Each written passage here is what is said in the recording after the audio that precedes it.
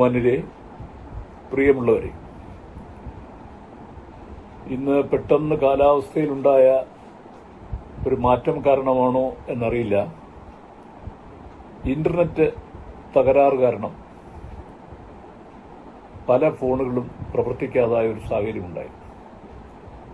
അതുകൊണ്ട് തന്നെ ഇന്ന് നടക്കേണ്ടിയിരുന്ന ഓൺലൈൻ ഗ്രൂപ്പ് മീറ്റിംഗ് പൂർണ്ണമാക്കുവാൻ കഴിയാതെ പോയതിൽ ആദ്യമായി ഖേദിക്കുന്നു. ആ പരിപാടിയിൽ പങ്കെടുത്ത പ്രിയ നേതാക്കളെയും സുഹൃത്തുക്കളെയും അതിൽ പങ്കെടുക്കാൻ കഴിയാതെ പോയ മറ്റുള്ളവരെയും വളരെ ആദരവോടുകൂടി അഭിവാദനം ചെയ്തുകൊണ്ട് വളരെ പ്രധാനപ്പെട്ട ഒന്ന് രണ്ട് കാര്യങ്ങൾ എല്ലാ നേതാക്കൾക്കും സുഹൃത്തുക്കൾക്കുമായിട്ട് ഇവിടെ പങ്കുവയ്ക്കുകയാണ്. നമുക്കറിയാം, കഴിഞ്ഞ മെയ് 2 നമ്മളെടുത്തൊരു തീരുമാനമായിരുന്നു 15-ാം തീയതി മെയ് 15 സെക്രട്ടേറിയറ്റ് നടയിൽ നമ്മുടെ ഒരു നല്ല കൂട്ടധർണ നടത്തണം എന്ന്.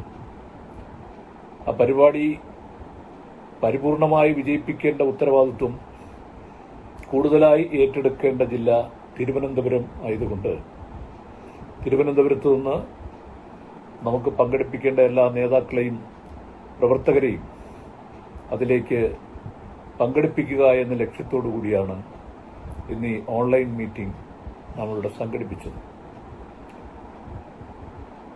അത് തടസ്സപ്പെട്ടതിൽ പ്രത്യേകമായി ഖേദിക്കുന്നു. എങ്കിലും അതിലൂടെ നാം എടുക്കേണ്ടിരുന്ന തീരുമാനം എല്ലാവരെയും അറിയിക്കുകയാണ്. 15 നാം നിശ്ചയിച്ചിട്ടുള്ള സെക്രട്ടേറിയറ്റ് ധർണ വിജയിപ്പിക്കേണ്ടതിന്റെ പ്രാധാന്യം പ്രത്യേകം പറയേണ്ടതില്ലല്ലോ. കാലാവസ്ഥ ചുട്ടുപൊള്ളുന്ന വേനലാണ്. എല്ലാവരും നല്ല പ്രായമുള്ളവരാണ്, പലരും രോഗികളുമാണ്. ഈ എല്ലാ ബുദ്ധിമുട്ടുകളും സഹിച്ചുകൊണ്ട് തന്നെ ഈ ധർണ നമുക്ക് വിജയിപ്പിച്ചേ പറ്റൂ.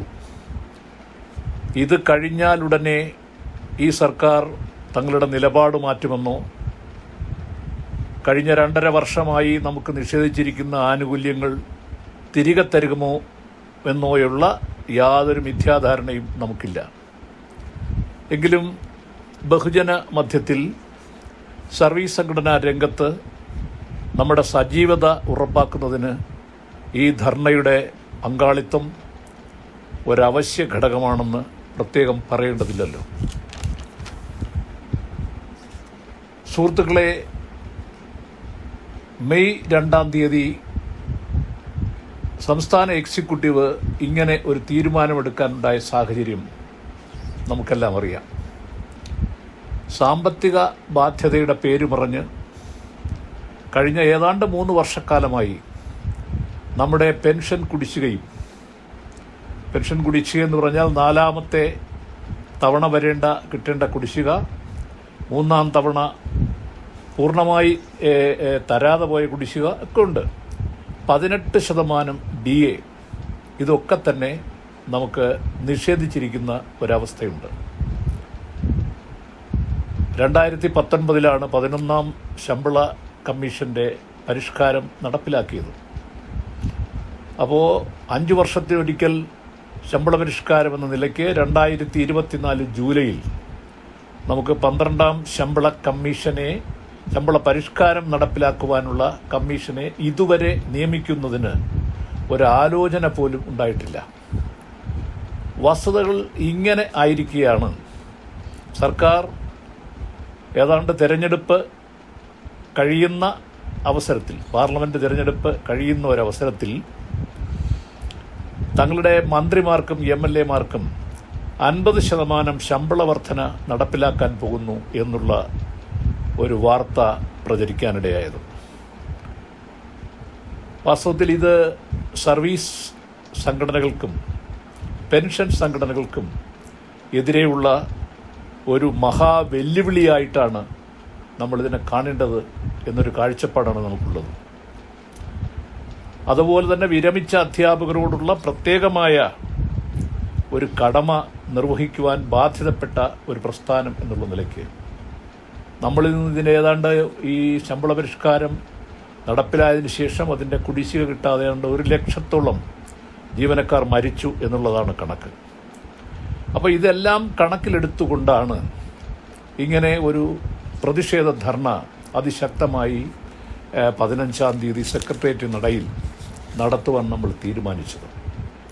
അപ്പോൾ രാവിലെ 10 മണിക്ക് തന്നെ നമ്മൾ അവിടെ എത്തുകയും സെക്രട്ടേറിയറ്റ് നടയിലെത്തുകയും ഉച്ചയോടുകൂടി അത് അവസാനിപ്പിക്കുകയും ചെയ്യുക എന്നുള്ളതാണ് എല്ലാ നേതാക്കളോടും പ്രവർത്തകരോടുമുള്ള അഭ്യർത്ഥന. ഉച്ചയ്ക്ക് ശേഷം സംസ്ഥാന കൗൺസിൽ പ്രത്യേകമായി ചേരുന്നുണ്ട്. അതിനുവേണ്ടിയുള്ള അറിയിപ്പ് നമ്മൾ നേരത്തെ നൽകിയിട്ടുള്ളതാണ്. സംസ്ഥാന രംഗത്ത്, ബഹുജന മധ്യത്തിൽ, സർവീസ് സംഘടനാ രംഗത്ത്, വാർത്താമാധ്യമങ്ങളിൽ പ്രത്യേകിച്ചും ഈ സംഘടനയ്ക്കുള്ള ഒരു പ്രാമുഖ്യവും പ്രാതിനിധ്യവും ഉറപ്പാക്കണമെങ്കിൽ ഈ ധർണയുടെ പ്രാതിനിധ്യം, ധർണയുടെ പങ്കാളിത്തം പരിപൂർണമായി വിജയിച്ചേ പറ്റൂ. അതുകൊണ്ട് തന്നെയാണ് കഴിഞ്ഞ ഒരാഴ്ചയായി ഇതുപോലെയുള്ള മീറ്റിങ്ങുകൾ നമ്മൾ ചെറുതും വലുതുമായി സംഘടിപ്പിച്ചുകൊണ്ടിരിക്കുന്നത്. പങ്കെടുക്കുന്നവരുടെ എണ്ണം കൃത്യമായി തന്നെ അറിയിക്കേണ്ടതുണ്ട്. അതുകൊണ്ട് തീർച്ചയായിട്ടും ഇതിനു വേണ്ടിയുള്ള പരിപൂർണമായൊരു മനസ്സ് നമ്മുടെ സർവീസിലെ ഒരു ദിവസം അല്ലെങ്കിൽ ഈ ഒരു ഉച്ചവരെയുള്ള ഒരു സമയം ഇതിനു വേണ്ടി നമ്മൾ മാറ്റിവെക്കണം എന്ന് പ്രിയപ്പെട്ട എല്ലാവരോടും ഒരിക്കൽ കൂടി അഭ്യർത്ഥിക്കുകയാണ്. ജനാധിപത്യത്തിൻ്റെ വിജയം സുനിശ്ചിതമായിരിക്കുമെന്നുള്ള ശുഭപ്രതീക്ഷയോടുകൂടി നമ്മളിപ്പോൾ കഴിയുകയാണ്. ഏതായാലും ഈ സമയത്ത് ഈ അഭിവാദനം ചെയ്തുകൊണ്ട്, ധർണയ്ക്ക് വേണ്ടി പങ്കെടുക്കുന്ന എല്ലാവരെയും മുൻകൂട്ടി അഭിവാദനം ചെയ്തുകൊണ്ട് ഈ സന്ദേശം ഇവിടെ അവസാനിപ്പിക്കുന്നു. ജയ് ഹിന്ദ്, ജയ് KRTC.